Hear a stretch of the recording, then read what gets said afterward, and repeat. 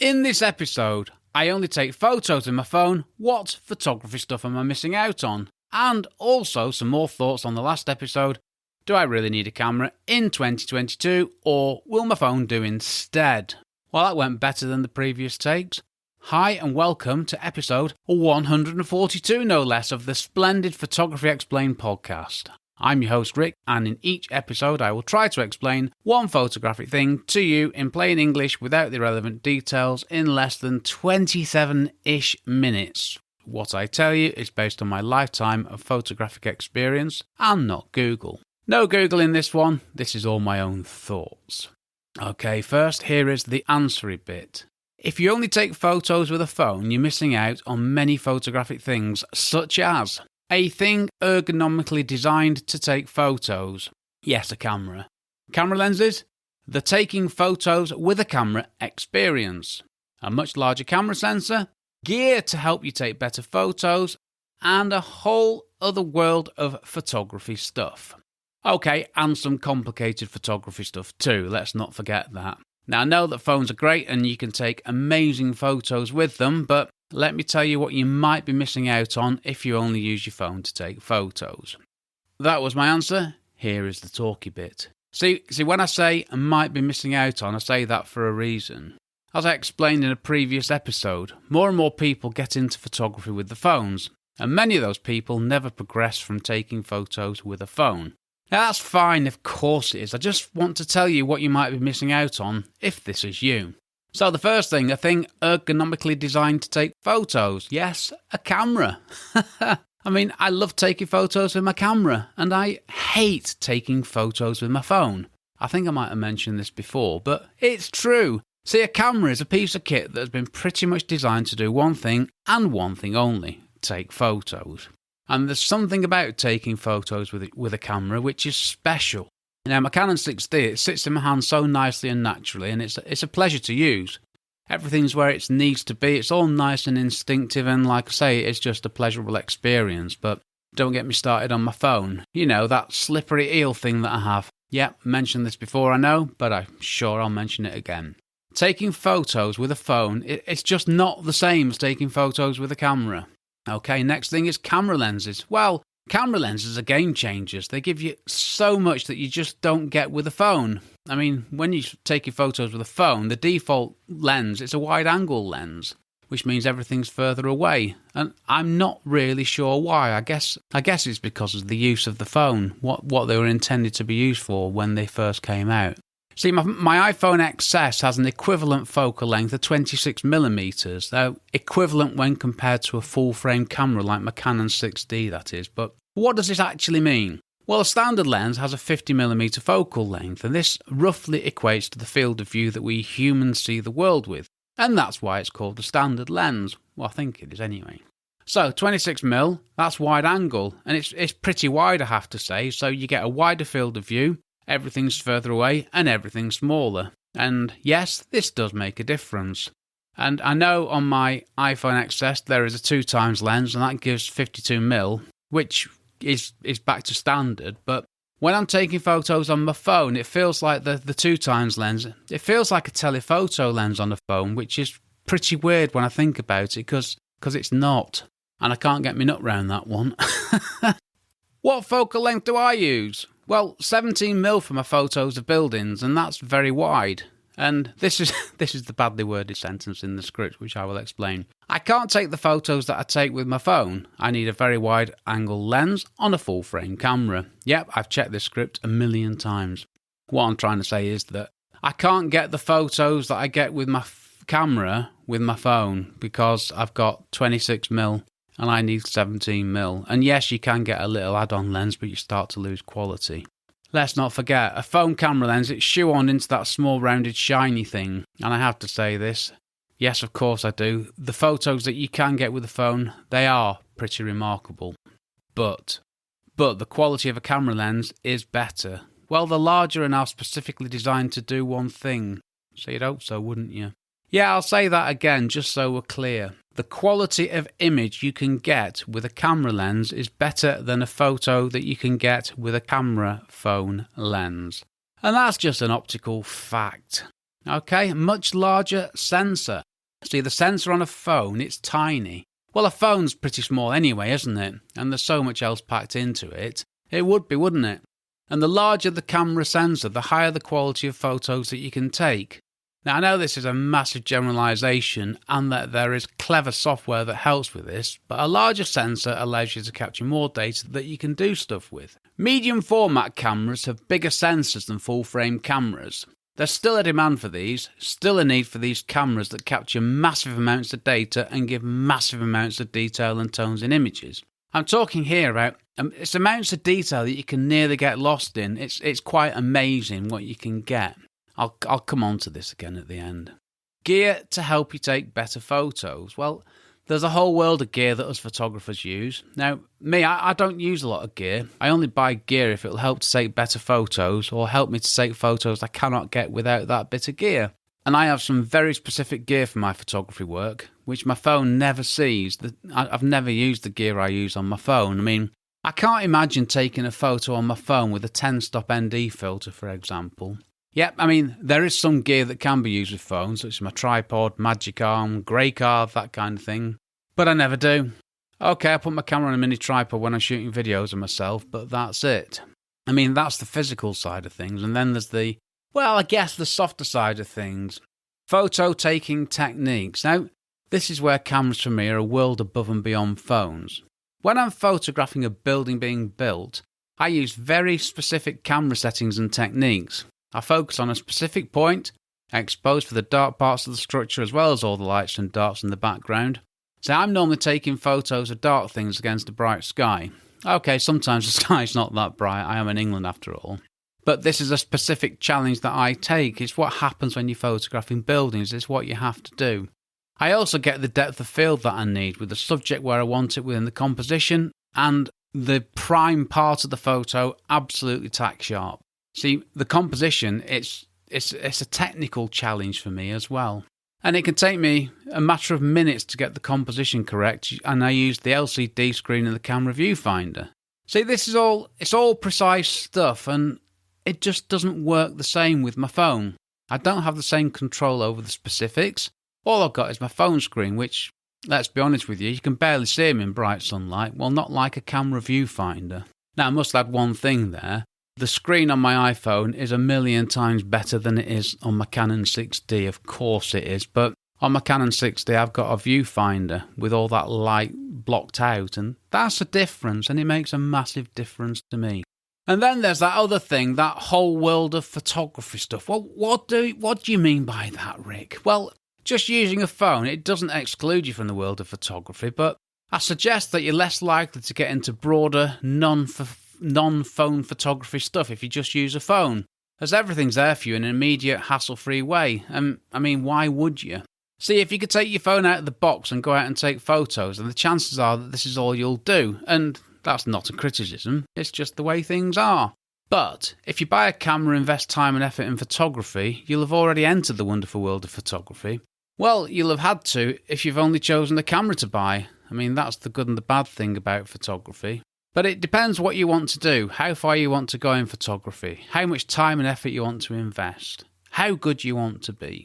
And I just want you to know what's out there, what you might be missing out on.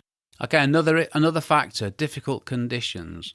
Not every photo's taken on a nice sunny day with the light in the right place. I mean, as for me, I take photos in really challenging situations and with very challenging subjects.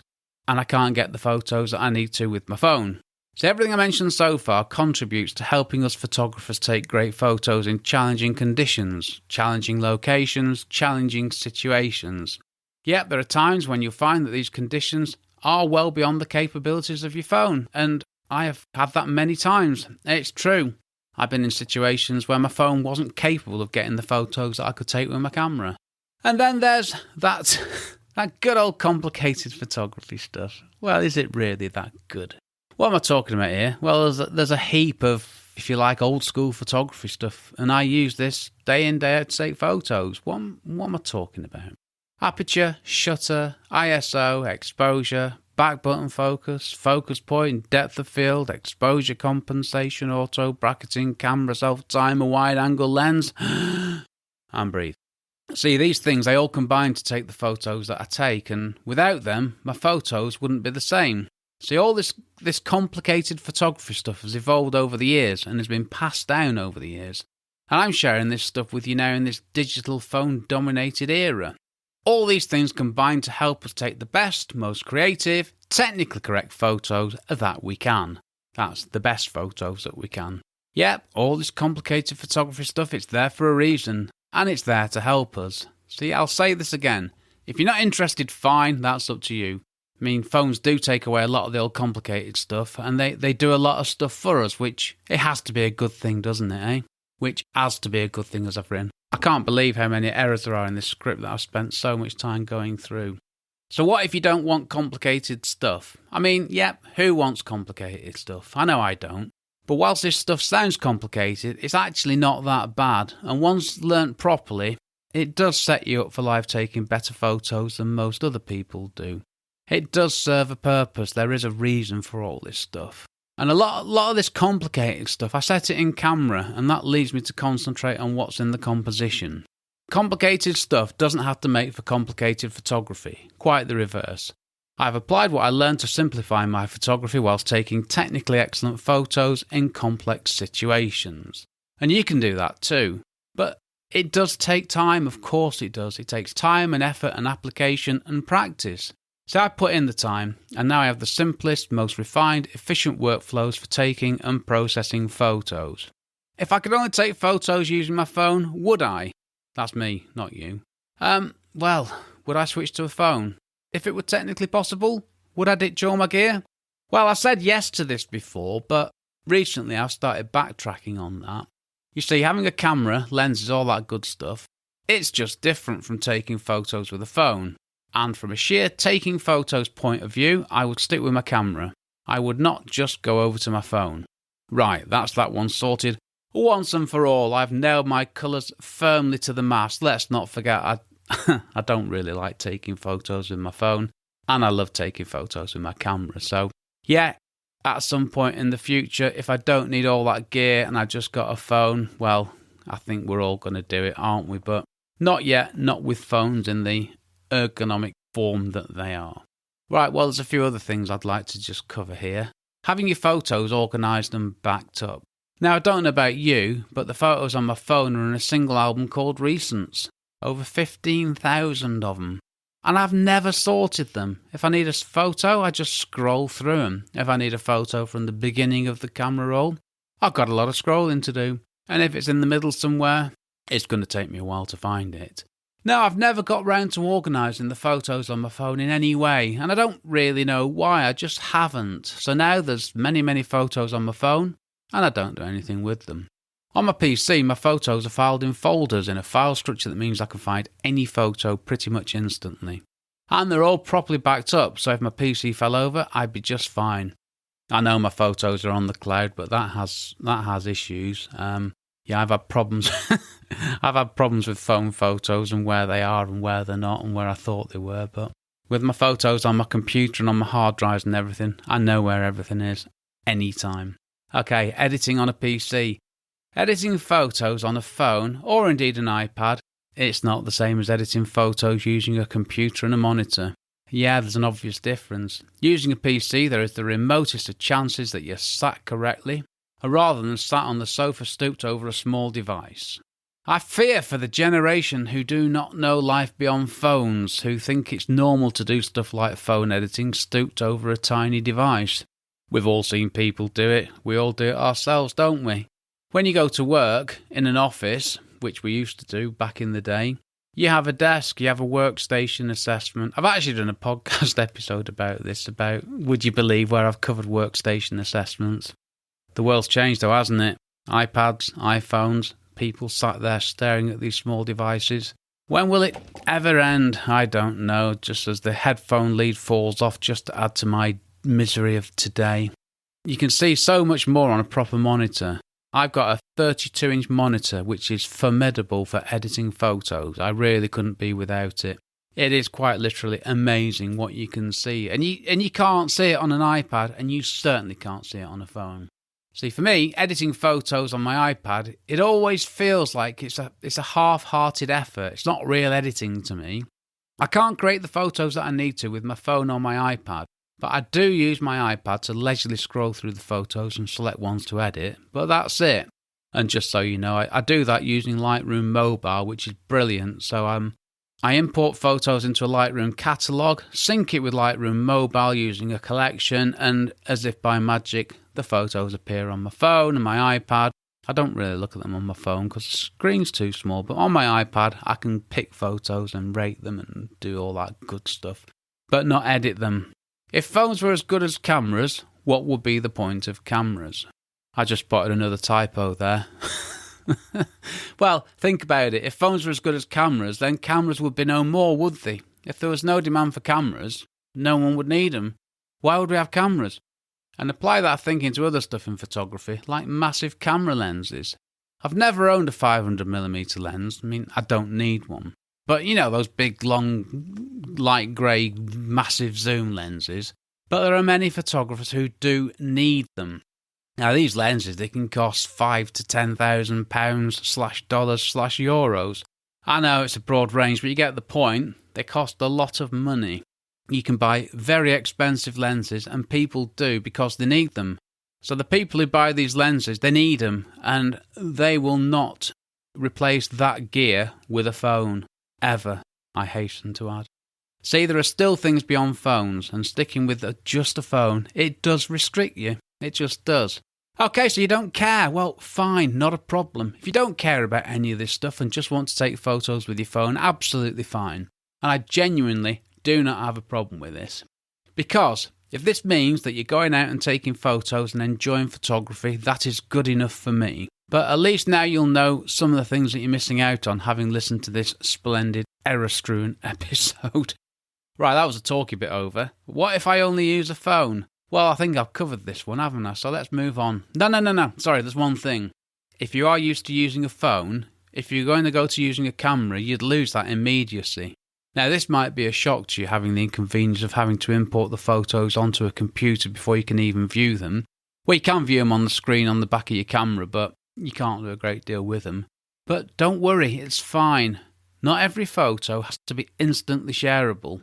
I still do this and it's still fine. But we have to accept moving from a phone to a camera is different. You have to work in a different way. It's just different. And you will, of course, need to give more time. But that time that you give, it gives so much back to you in terms of better photos. Right, I'm done with that little lot. So some thoughts from the last episode. Do I really need a camera in 2022, or will my phone do instead? Yes, I do. I said so in 2020, and I'm saying the same right here in 2022, or whenever you listen to this episode of my small but perfectly formed podcast. So I need a camera. What about you? Well, it depends, of course, but mainly on what your intentions are with your photography.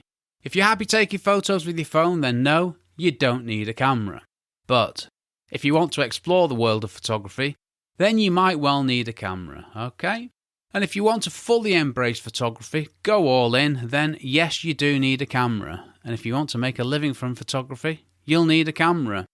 And if you don't want a camera, that's fine too. Yes, there are people who will say you can make a living from photography using a phone. Yeah, it's true. There are people who do that, but there aren't that many of them. Okay?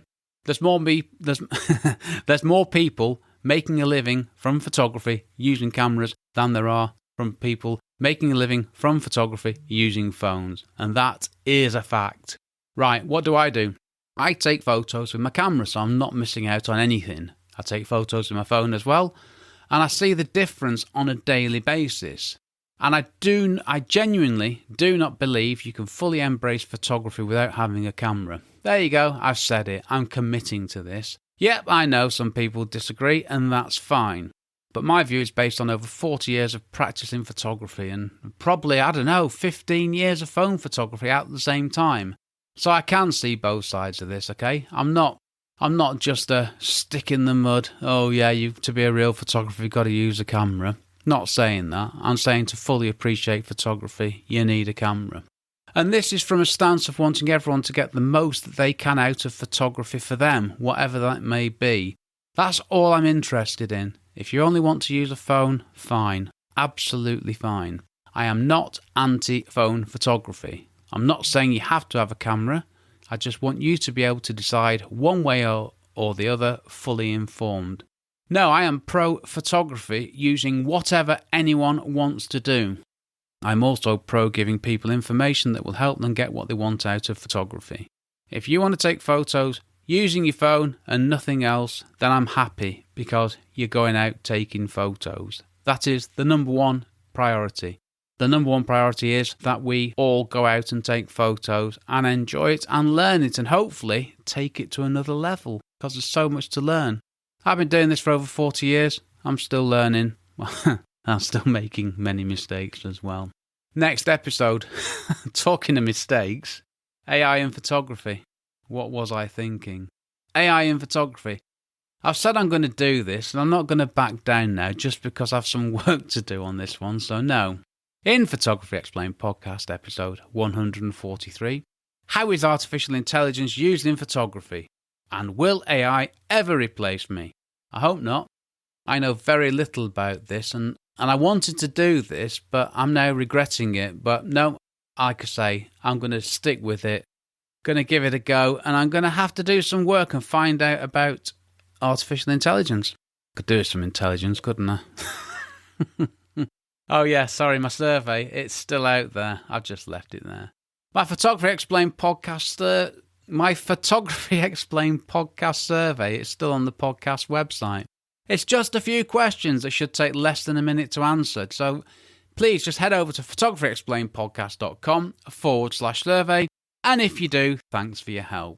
Have you got a photography question you want me to answer in plain English in less than 27 minutes-ish, but still without the relevant details?